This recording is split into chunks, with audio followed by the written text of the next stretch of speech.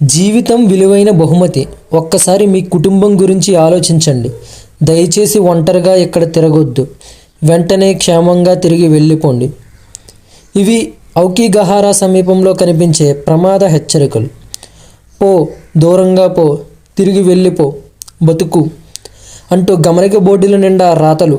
అవి స్పష్టంగా కనిపిస్తున్న అడవి మాత్రం రా, ఇటువైపు రా, ఇక్కడే అని పిలుస్తుందట. టోక్యోకి పశ్చిమంగా దాదాపు 100 కిలోమీటర్ల దూరంలో ఫుజి అనే ఎత్తైన పర్వతానికి ఆనుకుని ఔకిగహారా అనే ఫారెస్ట్ ఉంది. అక్కడ ప్రతి మొక్కలో, ప్రతి మలుపులో విషమగీతమే వినిపిస్తుంది. ఏదో తెలియని క్రూరత్వం రారమ్మంటూ వల విసురుతున్నట్టు ఉంటుంది. అవన్నీ ఆత్మహత్యలకు ఆహ్వానాలే అంటుంటారు చాలామంది. ఈ అడవి భూమి మీద అత్యంత భయంకరమైన ప్రదేశాల్లో ఒకటి. ప్రపంచంలోనే ఆత్మహత్యల రేటులో ఈ అడవిది 2వ స్థానం. ఏటా ఇక్కడ నుంచి సుమారు 100కు పైగా మృతదేహాలను వెలికి తీస్తుంటారు. ఇది ఇంత ప్రమాదకరమైన ప్రదేశమని తెలిసి కూడా కొందరు ఇక్కడికే హైకింగ్కి వస్తుంటారు. పురాణాల ప్రకారం కొన్నేళ్ల క్రితం కొంతమంది పేదలు ఇక్కడ ఆకలితో మరణించి ఆత్మలుగా మారారని ఒక కథనం. ఆ ఆత్మలు కొత్త ఆత్మల కోసం వెతుకుతూ ఉంటాయని, అందుకే అవి అడవి సమీపానికి వచ్చిన మనుషుల్ని ఆత్మహత్యలకు ప్రేరేపిస్తుంటాయని చాలామంది నమ్ముతారు. అయితే ఈ అడవిలో చనిపోయిన శవాలు కదులుతాయని, భీకరంగా కేకలు వేస్తుంటాయని స్థానికులు చెబుతుంటారు.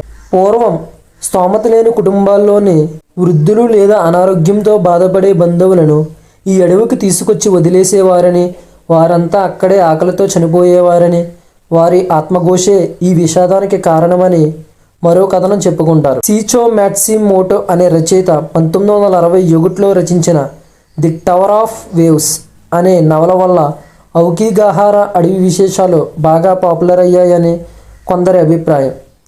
అప్పటి నుంచే ఈ అడవి మిస్టరీని కథాంశంగా తీసుకుని అనేక చిత్రాలు, కథనాలు పుట్టుకొచ్చాయి. ప్రపంచవ్యాప్తంగా ప్రాచుర్యం పొందింది. ఇక కొందరి శాస్త్రవేత్తల మాటలు చూస్తే ఇక్కడ ఇనుపు నిక్షేపాల కారణంగా అవి దిక్చూసిగా మారి దారి తప్పించడంతో అడవిలోనే చనిపోతున్నారు. అందుకే ఈ అడవిలోకి వెళ్ళాలి అనుకునే హైకర్స్ టేప్ లేదా స్ట్రింగ్ను ఉపయోగించడం మంచిదని సూచిస్తున్నారు. అడవి ప్రాంతం విస్తారంగా, దట్టంగా ఉండడంతో ఇక్కడ అడుగుపెట్టిన చాలామంది శవాలు కూడా దొరకట్లేదు. మిస్ అయిన వాళ్ళని కనిపెట్టడంలో రెస్క్యూ టీం కూడా ఫెయిల్ అవుతూ వచ్చింది. దాంతో ఆత్మహత్యలను, మిస్సింగ్లను నివారించడానికి అటవీ ద్వారాల ముందు భద్రతా కెమెరాలతో పాటు సెక్యూరిటీని కూడా పెంచారు. నిర్మానుష్యమైన ఈ అడవిలో నిర్ఘాంతపోయే దృశ్యాలు భయపెడుతూ ఉంటాయి. చెల్లాచెదురుగా పడి ఉన్న షూలు, బట్టలు, టోపీలతో పాటు భయాన్ని కలిగించే బొమ్మలు కూడా ఉంటాయి. అవన్నీ చెట్టు కొమ్మలతో తాళ్ళు మెలిపెట్టి బొమ్మల్లా అల్లినట్లు ఉంటాయి. చూడడానికి రాక్షసుల్లా కనిపిస్తూ ఉంటాయి. అయితే వాటిని ఎవరు అలా పెట్టారో ఎవరికీ తెలియదు. మనిషి పుర్రెలు, ఎముకలు అక్కడక్కడ అగుపిస్తూ హడలెత్తిస్తుంటాయి. చనిపోయిన వారి శవాలు కూడా దిష్టి బొమ్మల్లా ఓడల మర్రిపై దెయ్యాల్లా వేలాడుతూ భయపెడుతూ ఉంటాయి.